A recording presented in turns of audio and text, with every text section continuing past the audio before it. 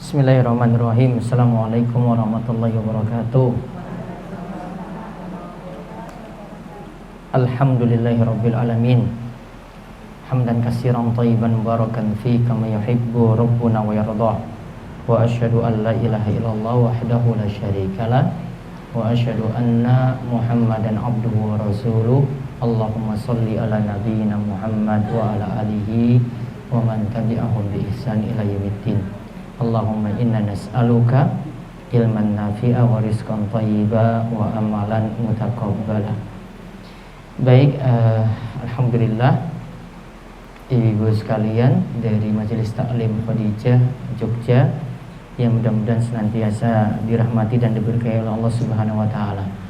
Alhamdulillah pagi hari ini telah hadir di Pesantren Darus Sholihin Dusun Warak, Desa Kiri Sekar, Kecamatan Panggang, di paling selatan dari Gunung Kidul. Sekitar 7 kilo lagi sudah mendapati Laut Selatan. Sebagian sudah kesini mungkin ya dulu ya. Ada yang belum? Oh, ada yang belum. Oh, iya. Ini kalau ke selatan itu pantai, dan di sebelah timur sana banyak pantai lagi seperti Renean, Muyahan, sana lagi ada Baron, Indrayanti, dan seterusnya. Kadang memang tamu-tamu luar tuh sengaja ke sini sebelum ke pantai biasanya. Jadi ada yang mau ke pantai di selatan sana, dia mampir sini dulu. Ada yang mau ke timur, juga mampir sini dulu. Biasanya juga ada yang manfaatkan pas Ahad pagi. Jadi subuh-subuh saya punya pengajian di sini, ba'da subuh. Ada yang dari dulu itu dari Magelang itu ke sini dari rumah jam 2 sampai sini jam 4. Terus ikut kajian di sini Ahad pagi. Terus mereka sarapan, setelah itu pergi ke pantai Drini kalau nggak salah di sebelah timur sana. Jadi kadang manfaatkan untuk hal itu. Nah, sekarang sebelum nanti ibu-ibu berekreasi, sekarang kita ngaji dulu. Kita pelajari dulu amalan-amalan ringan yang ini bisa memfreshkan pikiran kita dan mudah-mudahan jadi ilmu yang bermanfaat. Judulnya itu amal ringan berpahala besar. Saya dulu pernah bahas di Timoho, namun ini materi yang berbeda. Ada beberapa hal nanti di sini kita lihat. Jadi yang pertama, ada amalan kita nggak perlu berat-berat, nggak perlu keluarkan effort, nggak perlu keluarkan usaha yang keras, namun pahalanya sudah besar. Contoh di sini ada hadis dari Al-Barra, ia berkata, ada seorang dari Bani An-Nabit, salah satu kabilah Ansor, ia berkata, Asyhadu an la ilaha illallah wa annaka abduhu wa rasuluh. Summa taqaddama. Jadi orang ini bersyahadat dulu. Jadi dia masuk Islam berarti. Setelah itu dia maju. Faqatala hatta qutila. Faqala Nabi sallallahu alaihi wasallam, lantas dia maju berperang sampai kutila, terbunuh. Maka Nabi SAW mengatakan, amila hadza yasiran wa ujira katsiran. Orang ini beramal sedikit, namun mendapatkan pahala yang besar di sisi Allah Subhanahu wa taala. Amalnya sedikit, dia baru syahadat saja tadi ibu-ibu, tidak melakukan amalan-amalan yang banyak terlebih dahulu. Namun dari yang sedikit tadi diberi ganjaran yang besar di sisi Allah Subhanahu wa taala.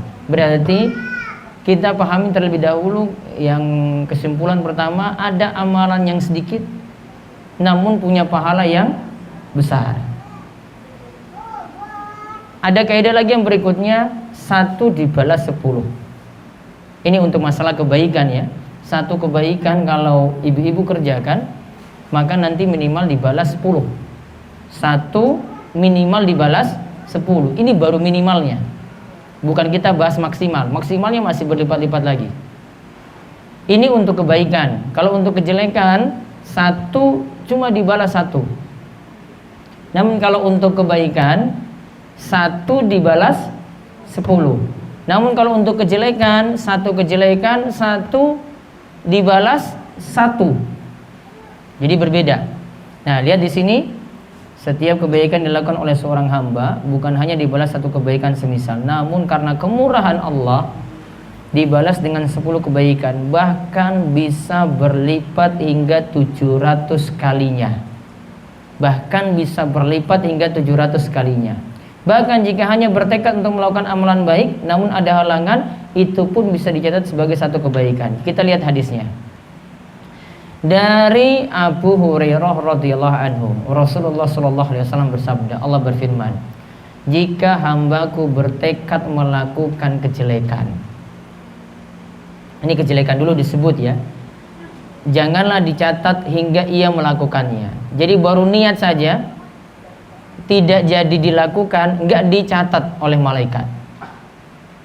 Jika ia melakukan kejelekan tersebut, maka catatlah satu kejelekan yang semisal. Kalau ini jadi dia lakukan kejelekan tadi, maka cuma dicatat satu.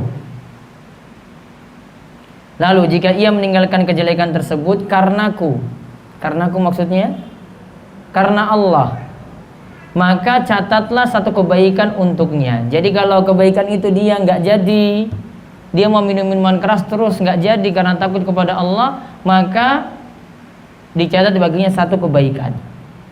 Lalu jika ia bertekad melakukan satu kebaikan, maka catatlah untuknya satu kebaikan. Bertekad ini maksudnya berniat.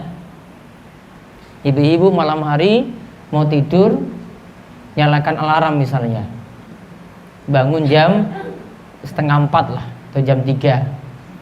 Sudah berniat seperti ini, namun ada kendala, kok nggak bisa bangun karena terlalu capek misalnya, akhirnya nggak jadi. Itu sudah dicatat satu kebaikan.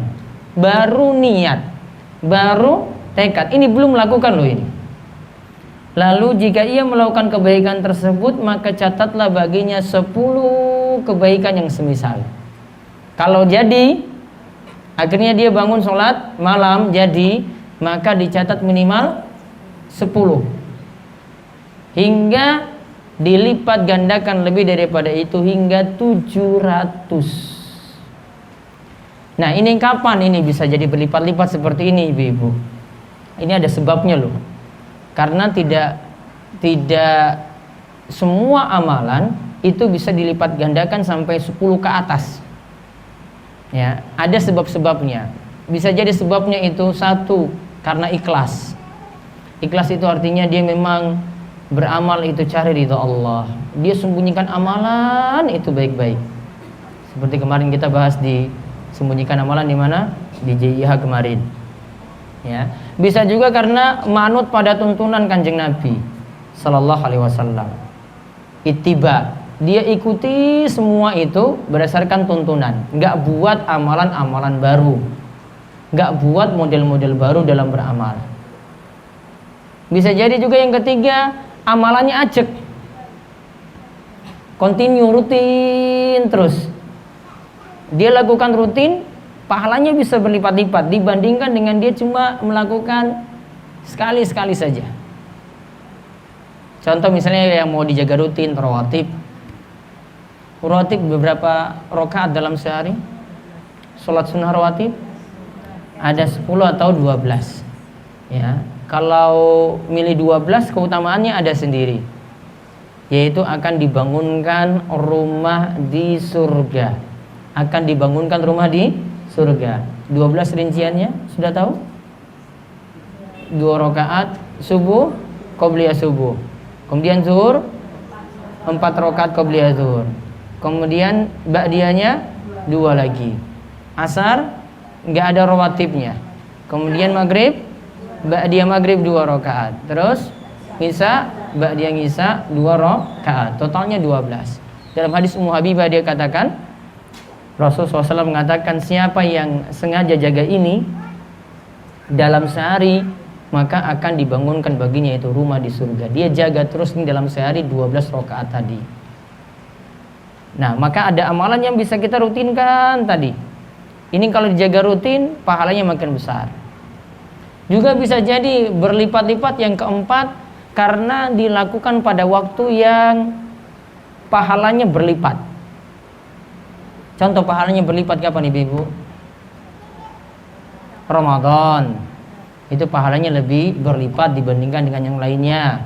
Mau sodakonya, sholatnya, puasanya, apalagi kapan lagi berlipat? 10 awal Zulhijjah. 10 awal Zulhijjah bisa perbanyak zikir, bisa puasa sunnah, bisa perbanyak takbir, ya, bisa perbanyak sodakoh. Namun ada yang di waktu tertentu tapi untuk amalan tertentu. Contoh, kalau di bulan haram itu bulan suci, itu ada 4 kalau dalam agama kita. Apa saja? Zulqa'dah, Zulhijjah, Muharram. Ini berurutan nggih.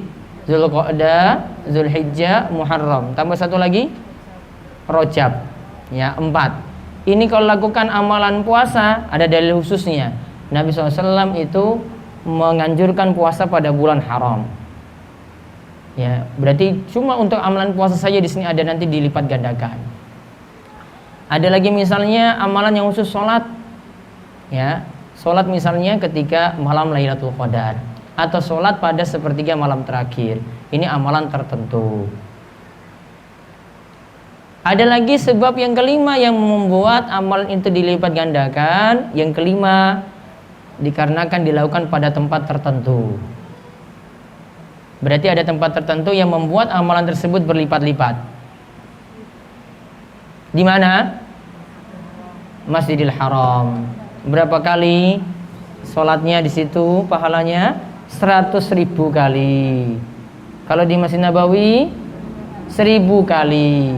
Kalau Masjidil Aqsa 500, Masjidil Haram 100.000, Masjid Nabawi 1000, Masjidil Aqsa 500. Itu berlipat-lipat pahalanya yang ada. Ada lagi tempat yang juga dilihat dari amalan tertentu, misalnya doa. Ada tempat-tempat tertentu yang doa itu mudah terkabul. Contoh tadilah di Tanah Suci. Tambah lagi tempat khusus itu misalnya di Bukit Sofa dan di Bukit Marwah. Juga termasuk di sini ada tempat namun harus dikaitkan dengan waktu, yaitu di Padang Arafah. Namun cuma berlaku hanya di musim haji saja, yaitu tanggal 9 Zulhijjah saja. Sekarang ibu-ibu ke sana misalnya jalan-jalan ke Padang Arafah untuk jalan-jalan saja, itu tidak ada apa-apanya. Ya, tidak dihukumi itu tempat yang dimuliakan seperti tanggal 9, tidak. Itu jadi tempat biasa. Nanti tanggal 9 baru itu doa itu akan diperkenankan saat itu. Jadi ada yang kaitannya dengan tempat.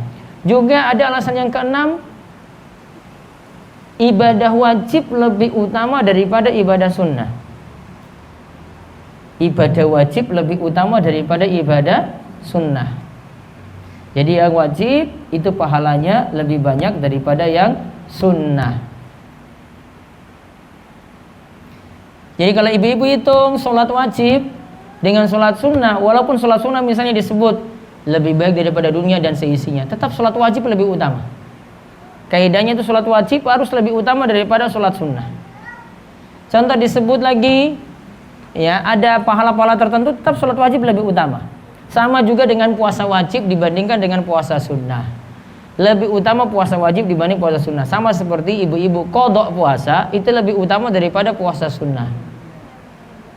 Qadha puasa, nyaur puasa lebih utama daripada puasa sunnah. Jadi kalau misalnya sekarang punya utang puasa, ini pas hari Senin ini saya mau pilih puasa Senin Kamis atau saya qadha puasa dulu, apa yang dipilih? Qadha puasa dulu apa Senin Kamis? Qadha puasa dulu. Namun kalau ibu paskan dengan hari Senin Kamis, mudah-mudahan dapat pahala itu juga, karena dilakukan pada hari yang mulia tadi. Namun qadha lebih utama daripada puasa sunnah. Itu kaidahnya. Jadi kadang ibu-ibu sering nanya kalau habis Ramadan nih, saya mau nyawal dulu, mau puasa Syawal dulu ataukah bayar qadha puasa dulu, saya punya utang 6 hari puasa. Jawabannya apa kalau gitu? Mana yang utama? Qadha puasa dulu. Ya. Kalau itu tidak sempat dilakukan, ya sudah, dia sudah dapat pahala besar juga dengan dia melakukan qadha puasa tadi. Qadha puasa lebih didahulukan daripada melakukan puasa sunnah. Senin Kamis, mau Daud, mau puasa Asyura, Arafah. Kecuali misalnya Ada puasa sunnah namun cuma kita ketemu pada waktu tertentu dan tidak ketemu ulang. Besok puasa Arafah misalnya, tanggal 9. Saya masih punya utang 1 hari puasa. Ini saya bayar utang dulu apa puasa Arafah dulu ya? Nah, ketika itu karena puasa Arafahnya nggak berulang kan, cuma bertemu 1 tahun sekali, maka lakukan puasa Arafah dulu. Besoknya ada waktu lagi untuk qada puasa, lakukan qada puasa. Ini kalau memang waktunya terbatas. Nah, itu sebab pahala itu berlipat-lipat. Pertama tadi karena apa? Ikhlas. Yang kedua, mengikuti tuntunan. Yang ketiga, amalannya continue, ajak dilakukan rutin. Yang keempat, berkaitan dengan waktu yang mulia. Yang kelima, dilakukan tempat yang mulia. Yang keenam, ibadah wajib lebih utama daripada ibadah sunnah. Nah, dan lihat di sini contoh misalnya 1 dibalas 10. Nabi SAW mengatakan dari Abu Hurairah radhiyallahu anhu, Rasulullah SAW bersabda, "Man shalla alayya wahidatan sallallahu alaihi asyran." Siapa yang berselawat kepadaku itu sekali, maka Allah akan membalas selawatnya sebanyak 10 kali. Selawat apa yang dimaksud ibu-ibu? Saya tadi baca nama Rasulullah, terus saya sebut sallallahu alaihi wasallam. Itu sudah selawat 1 kali. Ibu ketika sholat, saat sholat itu kan ada rukun itu baca sholawat. Saat tahiyat akhir, ya. Taruhlah 5 waktu, berarti 5 kali minimal kita baca sholawat loh ini. 5 kali minimal baca sholawat. Maka kalau ini dibaca terus berarti ibu sudah sholawat 1 hari itu 5 kali. Kalau pakai tahiyat awal tambah sholawat lagi, berarti ada tambahan lagi. Karena sebenarnya bagusnya kalau di tahiyat awal itu tambah bacaan sholawat lagi lebih bagus. Ini juga pendapat dalam mazhab Syafi'i, mereka masukkan dalam sunnah ab'ad. Artinya tetap baca sholawat ketika tahiyat awal. Nanti bedanya dengan tahiyat akhir, itu tinggal sholawatnya dilanjutkan dengan doa. Allahumma inni a'udzubika min azabi jahannam wa min azabil qabri wa min fitnatil mahya wal mamat wa min syarri fitnatil masiihid dajjal. Ini sholawat yang paling bagus. Tanpa kita buat sholawat baru. Pernah sahabat itu diajarkan pada Rasulullah SAW sholawat yang paling bagus. Diajar sholawat yang kita kenal dengan sholawat Ibrahimiyah, seperti yang ibu-ibu baca ketika tahiyat akhir. Allahumma sholli ala Muhammad wa ala ali Muhammad kama sholaita ala Ibrahim wa ala ali Ibrahim innaka Hamidum Majid. Allahumma barik ala Muhammad wa ala ali Muhammad kama barakta ala Ibrahim wa ala ali Ibrahim innaka Hamidum Majid. Ini kalau ditanya, Ustaz, saya boleh gak baca salawat ini? Saya selalu jawab, baca saja salawat Ibrahimiyah, itu paling afdol. Itu paling afdol salawatnya. Ini ibu bisa baca juga selain ketika tahiyat tadi. Kita sholat jenazah kan 4 kali takbir. 4 kali takbir, berapa rukun sholat jenazah?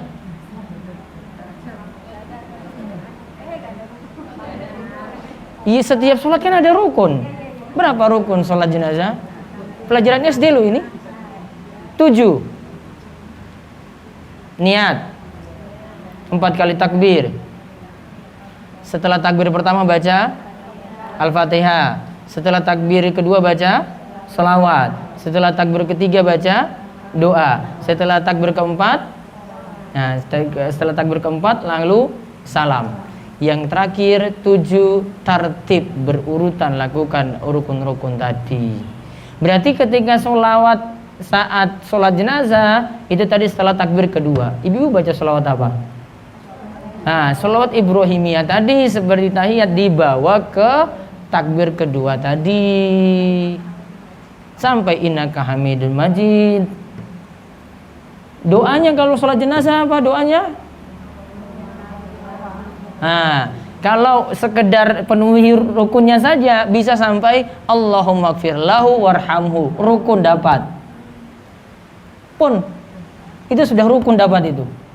Mau panjang lagi ya sudah diteruskan.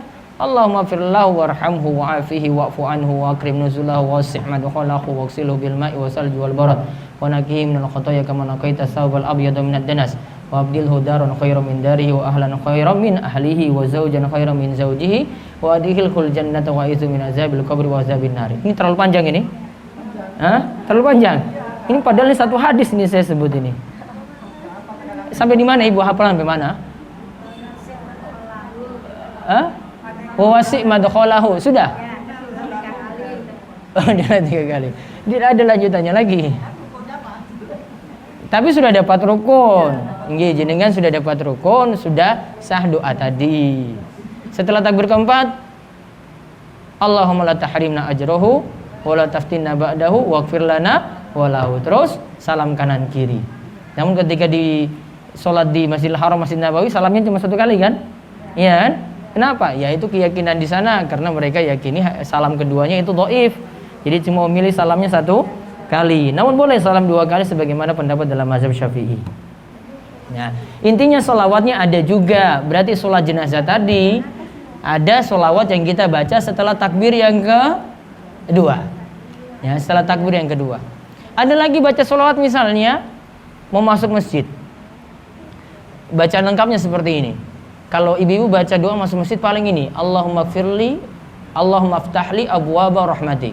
Yang lengkapnya, Bismillah, wassalatu wassalamu ala rasulillah, Allahumma firli dzunubi waftahli abwaaba rahmatik. Ini panjangnya ini. Makanya jangan hafal pendek-pendek terus. Ya, ditambah hafalannya. Iya, cari yang ringan memang. Iya betul juga sih alasannya. Jadi intinya ada beberapa tempat kita dianjurkan baca sholawat. Saya punya tulisan ini tapi belum rampung. Saya tulis juga mau bikin buku tentang sholawat di sini. Namun saya ingin tunjukkan sholawat itu sederhana saja. Dan kita setiap hari itu sholawatnya sebenarnya banyak. Tanpa kita khususkan satu waktu duduk mau sholawat 1 jam 2 jam, enggak. Cukup kita ulang-ulang tadi 1 hari. Dapat ketika sholat, ada di sholat jenazah juga, ada ketika jawab azan ya kan, Allahumma rabba hazi da'wati tamma. Sebelum itu dianjurkan sholawat dulu, baru baca itu. Artinya setiap waktu itu kita sholawat sebenarnya. Jadi kalau ada yang bilang kita nggak pernah sholawat, dari mana kita nggak pernah sholawat? Wong saya itu sholat terus, itu sholawat terus.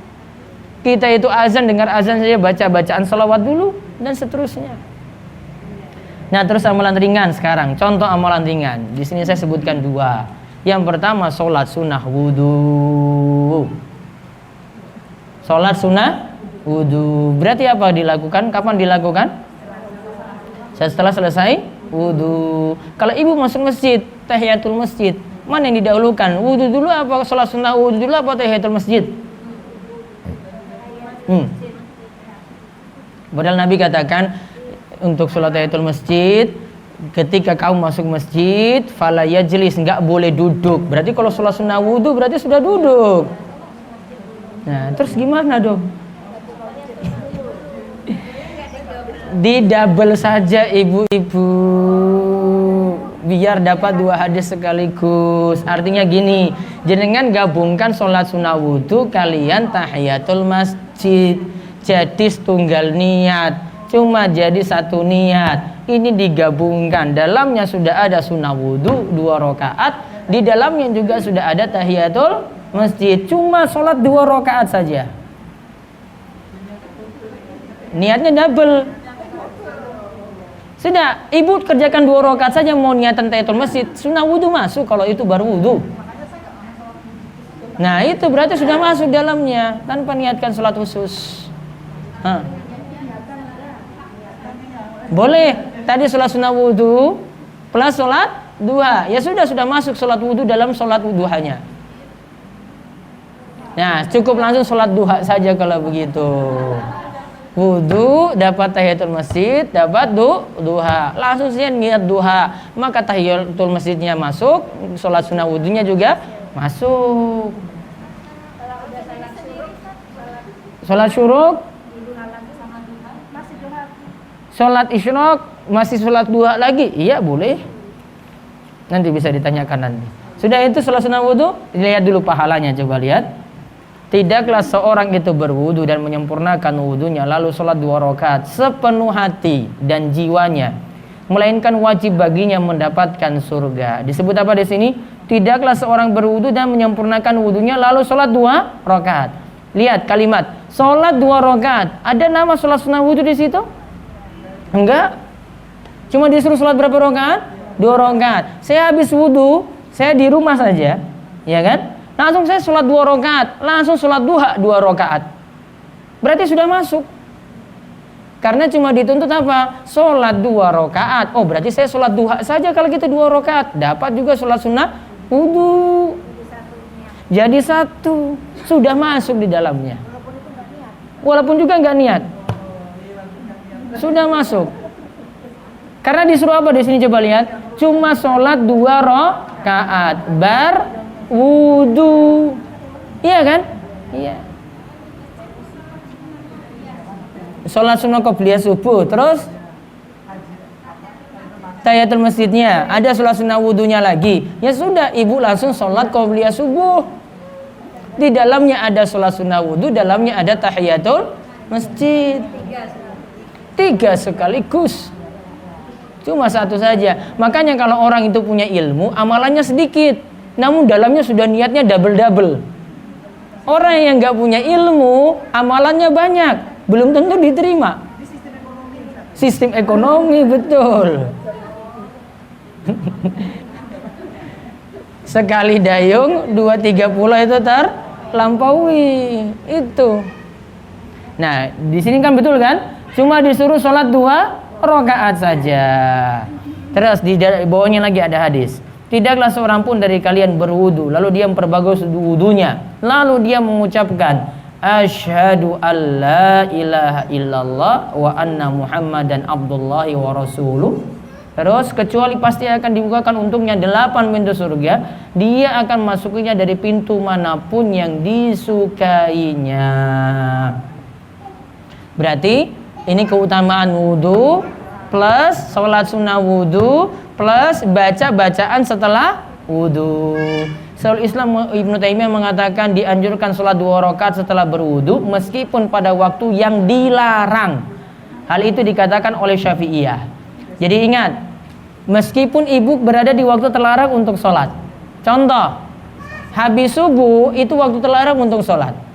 Ibu setelah subuh ingin baca Quran, wudu dulu. Setelah wudu, saya habis wudu, saya ingin dapat pahala sholat sunnah wudu. Lakukan saja sholat sunnah wudu langsung, kemudian baca Al-Quran. Meskipun itu setelah sholat subuh, itu waktu terlarang untuk sholat, namun karena ada sebab boleh lakukan sholat sunnah wudu meskipun di waktu terlarang untuk sholat. Kemudian amalan ringan yang terakhir, membaca doa setelah berwudu. Tadi hadisnya sudah disebutkan.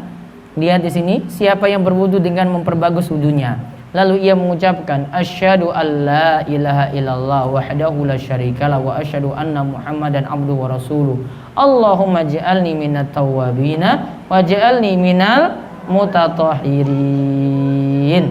Dikatakan di bawahnya, dengan ia membacanya, melainkan akan dibukakan baginya 8 pintu surga. Ia akan masuk lewat pintu mana saja yang ia mau. Ada juga tambahan. Nah, kalau tadi sampai situ ya, Allahumma ja'alni minat tawwabin wa ja'alni minal mutatahhirin. Bisa juga ditambah dengan bacaan subhanakallahumma bihamdika asyhadu alla ilaha illa anta astaghfiruka wa atubu ilaik. Sama seperti doa kafaratul majelis.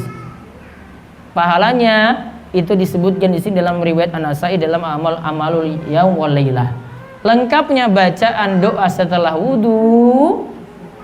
Lihat yang terakhir saya sebut dalam bahasa Arab itu. Asyhadu alla ilaha illallah wahdahu la syarikalah wa asyhadu anna muhammadan abduhu wa rasuluh. Allahumma ja'alni minat tawwabina wa ja'alni minal mutatahhirin. Subhanakallahumma bihamdika asyhadu alla ilaha illa anta astaghfiruka wa atubu ilaik. 2 amalan di situ dipraktekkan. Salat sunnah wudu meskipun tidak sholat sunnah wudu secara khusus, bisa digabungkan dengan sholat yang lain. Begitu juga doa setelah berwudu. Ada pertanyaan? Ya.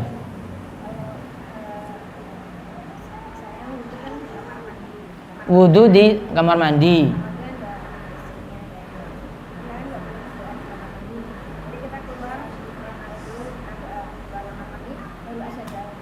Iya. Jadi kalau yang wudhu di toilet atau di kamar mandi boleh sah wudhunya, asalkan tempatnya nanti dibersihkan dulu. Setelah itu nanti setelah berwudhu, ya doanya bisa baca di luar setelah keluar dari toilet atau keluar dari kamar mandi, boleh. Apa? Pada saat mulainya baca bismillah, bismillahnya bisa dihapus karena bismillah itu tidak masuk rukun namun masuk sunnah.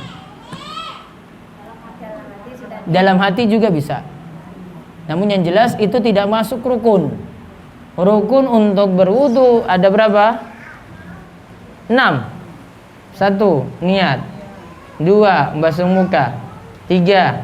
Tangan sampai siku. 4. Kepala. Mengusap kepala. 5.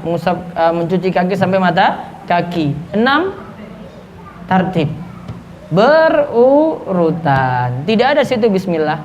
Bismillah masuk dalam sunnah wudu. Ya, sudah.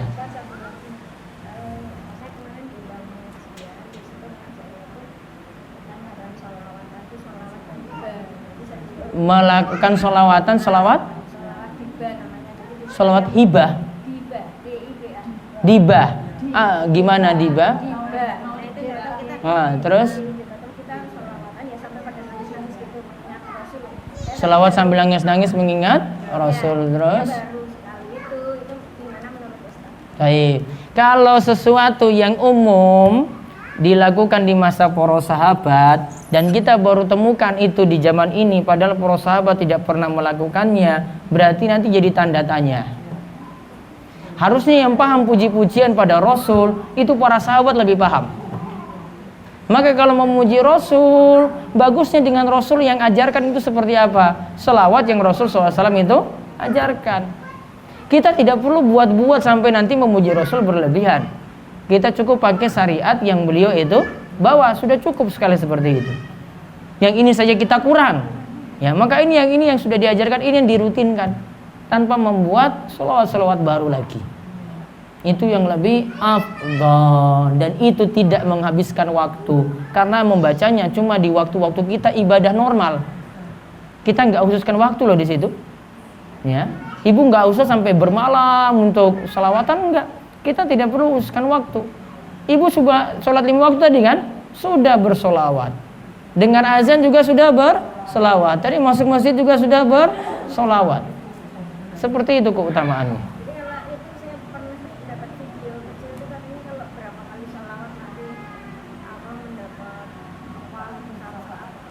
Berapa kali sholawat mendapatkan apa? Kalau dia dimaksudkan sholawat pada Nabi SAW, ini tadi keutamaannya sudah 1 kali sholawat dihitung 10 kali kebaikan. Sholawat diberi juga pada orang yang bersholawat tadi.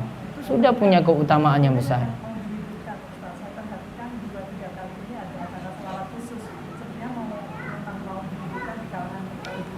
Cukup saja ibu-ibu itu ngaji tambah amal tanpa buat sesuatu yang baru-baru lagi. Capek. Uang ini saja, amalan ini saja. Mungkin banyak yang baru tahu kan? Ini saja belum ini yang sunnah-sunnah Nabi saja ini. Ini saja kita belum membiasakan. Kenapa kita sibuk-sibuk lagi tambah? Tapi ini hadisnya nggak jelas, dia udah bilang sendiri. Hadisnya jadi lekali. Wah nih ya. 1000 kali. Rata-rata zikir tuh nggak pernah sampai 1000 kali. Paling maksimal 100. Iya, nggih Bu, monggo.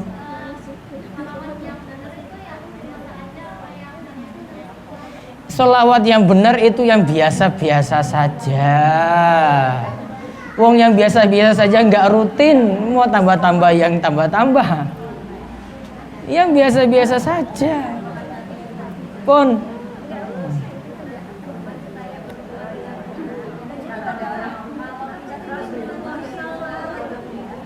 kita sudah berwudu, terus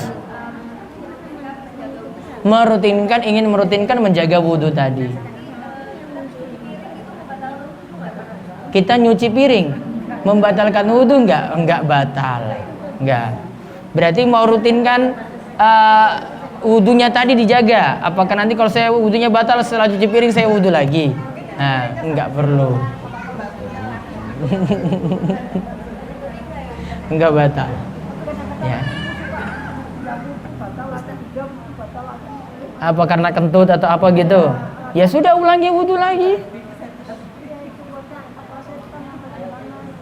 Bisa jadi kalau itu was-was ya sudah jangan dipedulikan was-wasnya. Yang jelas untuk mengulangi wudu kalau wudunya batal alias menjaga wudu tidak wajib, sunnah. Ya, untuk makin mantap saja. Namun kalau kita punya wudu enak kalau punya wudu terus mau kemana-mana. Saya sudah punya wudu kok. Mau baca Al-Quran, saya sudah punya wudu kok. Mau langsung sini masuk masjid sholat sunnah, saya sudah punya wudu tadi. Cuman nggak dapat pahala syukur wudu tadi. Iya.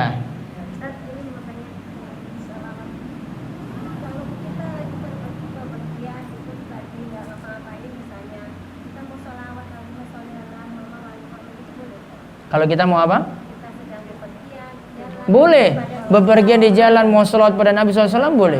Boleh. Allahumma sholli ala Nabi Muhammad. Tanpa ibu hitung secara khusus pun boleh. Ya terserah. Yang jelas itu zikir mutlak nanti jadinya. Zikir mutlak itu bebas.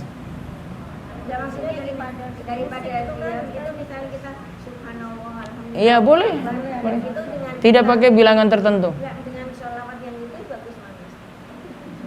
Sholawat juga zikir, baca subhanallah, walhamdulillah, wala ilallah, wallahu akbar juga zikir. Sama keutamaannya.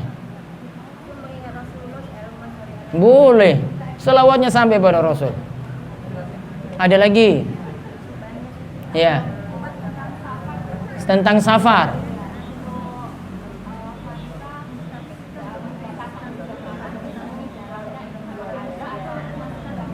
Baik. Safar disebut safar jika orang sudah melakukan perjalanan jauh. Kalau menurut jumhur kebanyakan para ulama perjalanannya 85 kilo. Perjalanannya 85 kilo keluar dari batas kota. Kalau saya sendiri ya praktek saya ya, saya ke Jogja saya nggak sebut safar. Cuma berapa paling 35 sampai 40 kilo. Saya ke Adi Sucipto juga belum sebut safar. Kapan saya sebut safar? Nah, kalau pakai pesawat sudah take off ini. Sudah keluar dari batas kota berarti. Ya, sudah keluar dari batas kota. Nah, sejak itu baru dihitung safar. Walaupun perjalanannya cuma setengah jam pakai pesawat. Sudah disebut bersafar. Ya, jadi biasanya kalau para ulama pakai patokan 85 kilometer.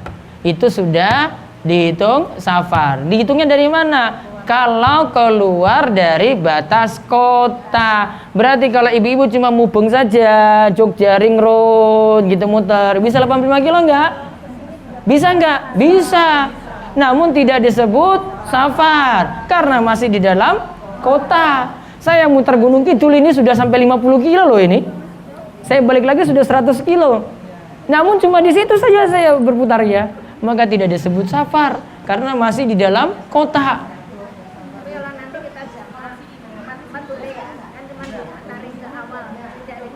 Nah, kalau itu masih bisa. Misalnya kerepotan sekali, ditarik di awal saja dengan cara di jamak, tidak dikosor. Kalau kosor, kalau ini aturannya untuk safar. Safar kalau sudah keluar kota. Kalau jamak masih boleh. Kalau sulit mengerjakan di masing-masing waktu boleh. Batas waktu safar disebut safar kalau di atas 4 hari disebut safar. Di atas 4 hari. Kalau maaf, kok di atas 4 hari? Kalau di atas 4 hari sudah disebut mukim. Namun kalau kurang dari 4 hari masih disebut musafir. Selama tidak pindah-pindah loh ini. Dan selama itu bukan dalam perjalanan. Jadi misalnya saya datang ke Surabaya, saya stay di sana 1 minggu, 7 hari. Nah, berarti selama 1 minggu itu, 7 hari itu, saya sudah disebut mukim. Sejak awal saya tinggal di Surabaya. Kalau cuma 3 hari saja, berarti selama itu musafir. Boleh ambil keringanan qashar sholat, boleh ambil keringanan jamaah sholat. Setelah 4 hari, tidak boleh qashar lagi karena sudah dianggap mukim.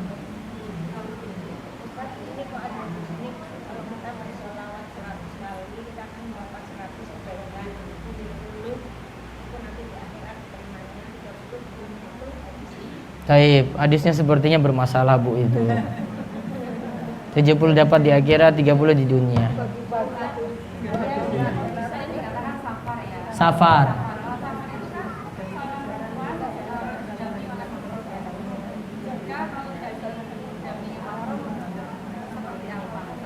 Taib. Alhamdulillah ibu-ibu kesini itu nggak disebut safar. Kalau disebut safar harus bareng suami kalau ke Gunung Kidul berarti. Iya kan? Iya. Namun kan belum masuk safar. Nah, kalau safar harus ditemani mahram. Kalau tidak ditemani berarti berdosa.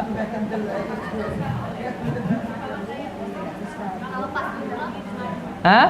Kalau pas umroh dikecualikan kalau umrohnya umroh yang wajib, kalau hajinya haji yang wajib, itu baru ada pengecualian. Kalau umrohnya sudah berulang kali berarti enggak lagi.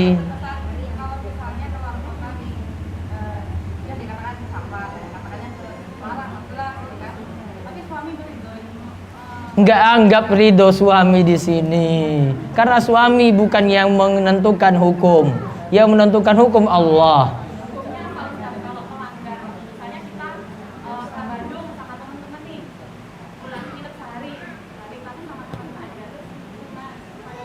Pokoknya harus, kalau tidak ya berarti bermaksiat. Kalau alhamdulillah sekarang jadi tahu, kemarin-kemarin nggak tahu. Berarti kalau besok-besok pengen jalan-jalan mesti bareng mahram.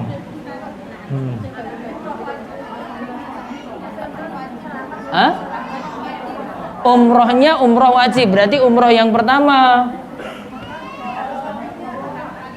Hajinya haji wajib, berarti haji yang pertama. Kalau umrohnya sudah bolak-balik, ya berarti harus ditemani oleh mahram. Itu kalau menurut mazhab Syafi'i. Kalau nggak punya saudara, punya adik, punya anak, itu yang nanti nemani. Kan kalau mau umroh itu ada ketentuan dari imigrasi, dari kedutaan nantinya. Mana mahrammu? Ditanya kan kalau Saudi. Ada lagi? Ya. Hukumnya cadar sunnah, buatan wajib. Kalau sholat, lihat. Kalau dalam keadaan bercadar, meyakini cadar. Kalau ada laki-laki lain, maka dia tetap tutup cadarnya. Namun kalau tidak ada laki-laki lain, hendaklah dibuka.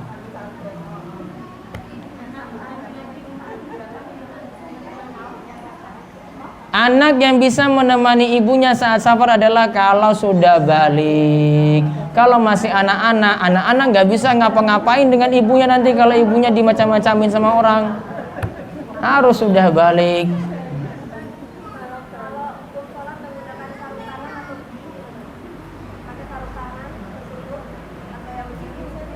Yang jelas kalau sholat ya ibu-ibu yang wajib ditutup ya ini sampai di pergelangan sini. Yang ini enggak.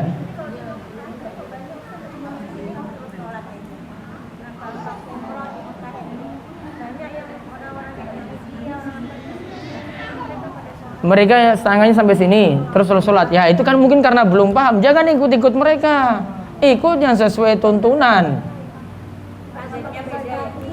Ya nggak tahu dari mana itu. Perasaan saya seluruh mazhab itu kayak begitu. Nggak tahu, pokoknya nggak bisa jadi alasan. Nah, terus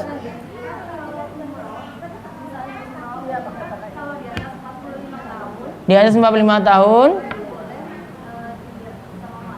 boleh tidak bersama mahram. Itulah aturan Saudi, masih diberi keringanan. Dia tidak nuntut surat mahramnya karena kasihan orang Indonesia pingin umroh namun sudah tua kok dipersulit lagi. Ya sudahlah, dimudahkan saja. Iya. Jadi bukan alasannya nanti 45 tahun ini saya mau jalan-jalan ke Bandung saja nggak apa-apa kok ini. Oh enggak, itu beda. Itu kan aturan visa. Ya, bukan aturan hukum. Itu aturan untuk keluarnya visa. Terus Ibu, iya. Tadi nanya enggak? Sudah. Saat ihram perempuan wajib menutup aurat dalam kondisi apapun.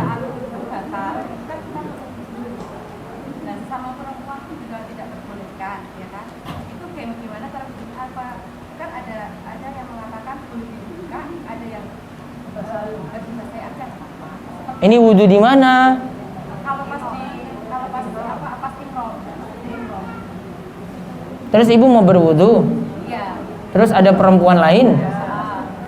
Aurat sama perempuan kan bebas. Soalnya kan pernah saya dengar waktu di sana itu kita saat imroh sama perempuan itu juga harus menutup. Jadi dalam Aurat sesama perempuan adalah pusar sampai lutut. Itu yang tidak boleh dilihat. Itu berlaku umum. Itu tidak ada aturannya seperti itu, bebas. Ada lagi.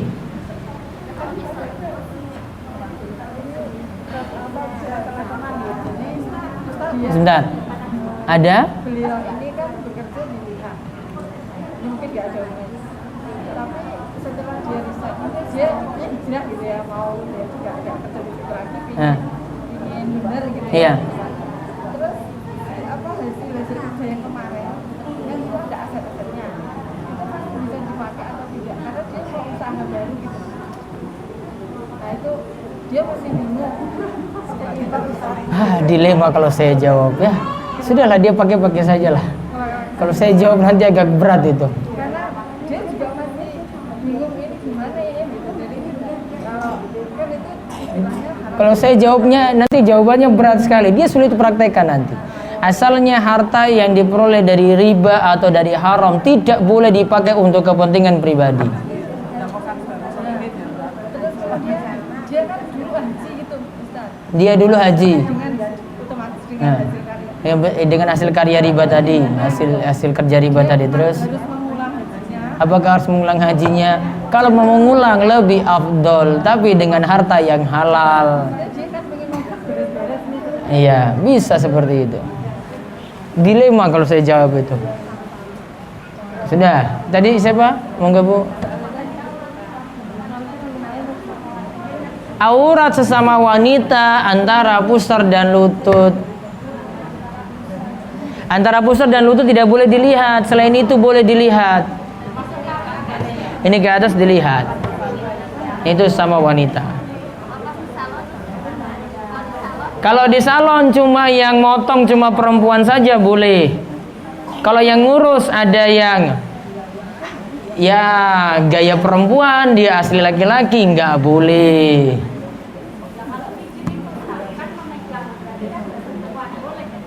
Perempuan boleh. Perempuan dengan bencong nggak boleh.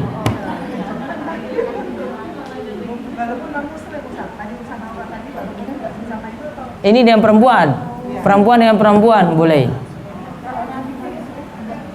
Yang penting dia amanat, tidak boleh membocorkan aurat ini. Namun amannya sesama muslim. Ya. Perempuan namun non muslim. Tadi tanya sama. Amannya tetap nutup pakai ini kecuali bagian kepala lah. Namun kalau sampai ke bawah tidak, itu cuma untuk yang muslimah saja. Ada lagi. Aurat sama laki-laki antara pusar sampai lutut. Iya. Itu sama laki-laki. Ya. Sama juga dia dengan bencong juga sama. Laki-laki dengan bencong juga sama seperti itu.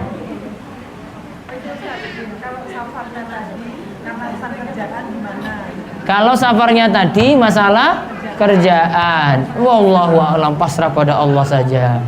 Saya sudah jelaskan hukum. Ya sudah, pasrah pada Allah. Ya Allah, bagaimana ini saya gitu ya. Gimana saya sudah jelaskan hukum? Saya nggak mungkin muter-muter hukum lagi.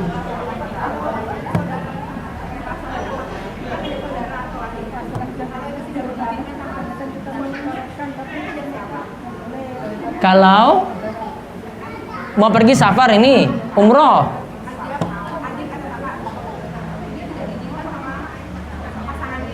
sama suami tidak diizinkan.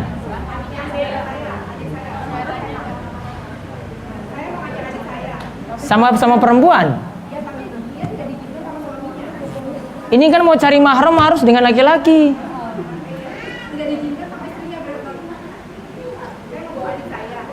Ibu mau bawa perempuan juga. Oh, laki-laki, namun tidak diizinkan sama istrinya. Istri kok ngatur-ngatur laki-laki? Kok bisa? Kok istri yang ngatur-ngatur dia? Ya kan harus bisa jelaskan, saya mau temani Mbak Ayu, saya mau pergi umroh. Kalau enggak, ibu biayai 2 orang langsung. Suami istri dibayarin.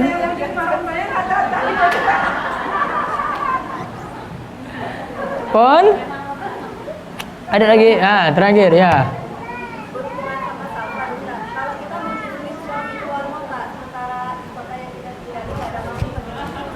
Kita yang tinggalnya tidak ada mahram, berarti keadaan darurat berarti. Ada solusinya. Ini paling terakhir. Ini kalau darurat, saya tidak katakan untuk setiap waktu. Ya, kalau bisa suaminya jemput, gitu kan? Namun nggak bisa juga. Kok nggak bisa suaminya jemput istrinya? Kalau istrinya hilang di jalan gimana?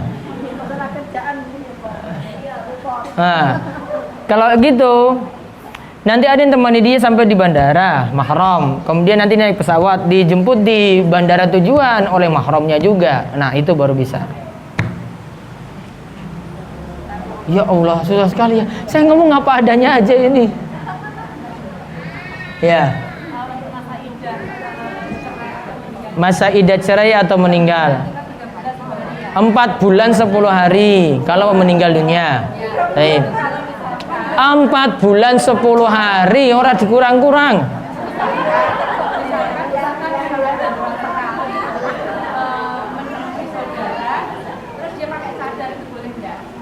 Dia mau kemana tadi? Menemui saudara. Bukan mahramnya.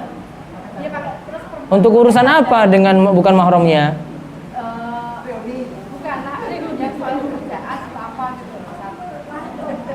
Yang jelas tidak boleh berdandan keluar rumah.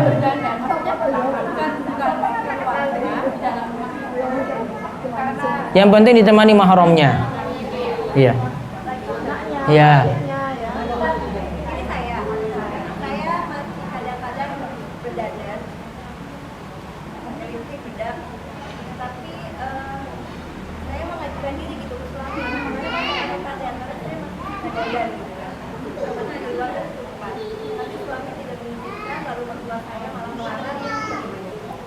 Manut pada suami.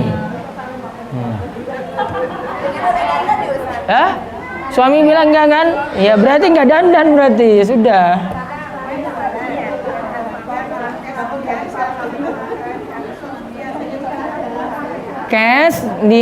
Cash dan kredit beda harga, 2 harga. Kalau cash misalnya 10 juta, kalau kredit 15 juta gitu.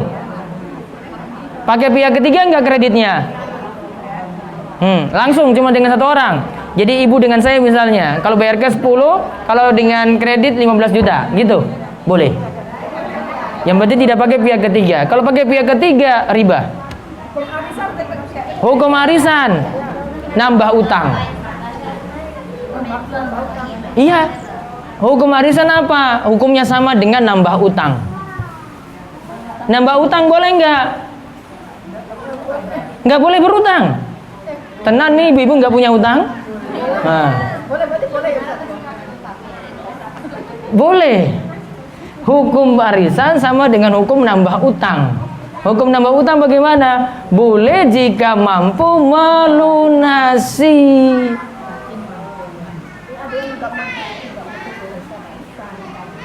Iya, kalau nggak mampu gimana? Mau dipaksa coba? Ingat saya insya Allah mampu. Iya, resikonya nambah utang. Utangnya numpuk terus. Padahal Nabi itu berlindung dari banyak utang. Itu. Yang mana? Pihak ketiga. Saya beli motor ke dealer. Kemudian saya punya uang cuma 5 juta. Dealer jual motor 15 juta. Nah, urusannya akhirnya dia serahkan kepada leasing. Leasing ini saya nanti bayar sampai motor 15 juta tadi saya bayar sampai 20 juta. Ada tambahan dari 15 juta ke 20 juta. Asalnya leasing pinjamkan saya uang 15 juta suruh kembali 20 juta. Berarti utangnya 15 juta disuruh kembalikan 20 juta. Tambahan dalam utang piutang riba. Ya. Lagi marak-maraknya kartu kredit.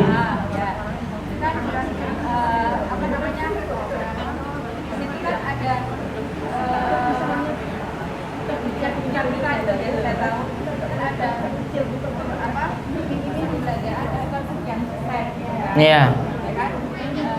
Dalam perjalanannya waktu, si nasabah itu, jadi dia hanya mengumpulkan diskonnya itu, tapi nanti terus membayar pakai 6 bulan. Setelah belanja, langsung dibayar lunasnya. Seperti apa bentuknya? Terus ada dugaan lunas yang tidak boleh disembunyikan. Itu kan ada tahunan ya. Itu juga ada fasilitas bila tidak menghasilkan dihapuskan jadi apa-apa. Baik. Asalnya kartu kredit itu kartu punya utang juga, kartu berutang. Berarti kalau punya kartu kredit berarti utangnya itu nambah. Beda kalau ibu punya kartu debit. Kalau debit berarti ibu punya saldo sendiri, nanti dipotong dari situ. Hah?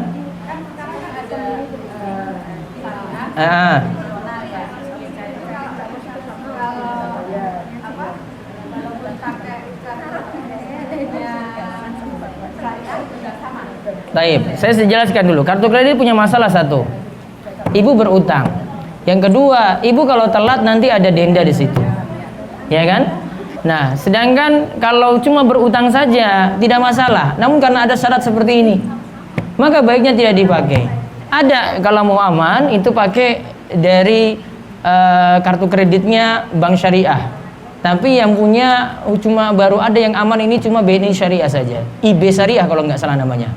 Nah itu yang dipakai. Itu sistemnya lebih amanah dibandingkan dengan yang konvensional. Ya, seperti itu. Pun terakhir, sholat wanita utama di rumah. Mau ke masjid boleh, tidak wajib ke masjid, namun utamanya di rumah. Pahalanya 27 derajat enggak? Lebih daripada 27 derajat. Mau ke masjid enggak apa-apa, ibu di rumah lebih daripada 27 derajat. Kalau di rumah, walaupun enggak berjamaah.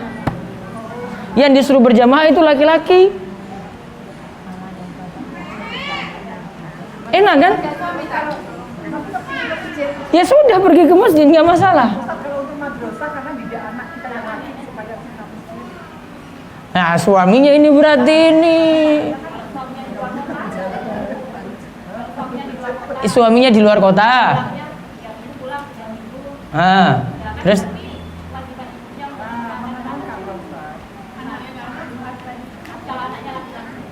anaknya umur berapa tahun? SD. Kalau disuruh sendiri ke masjid gimana? Gak ada mau kadang enggak. Ya sudah ibu bareng anak ke masjid.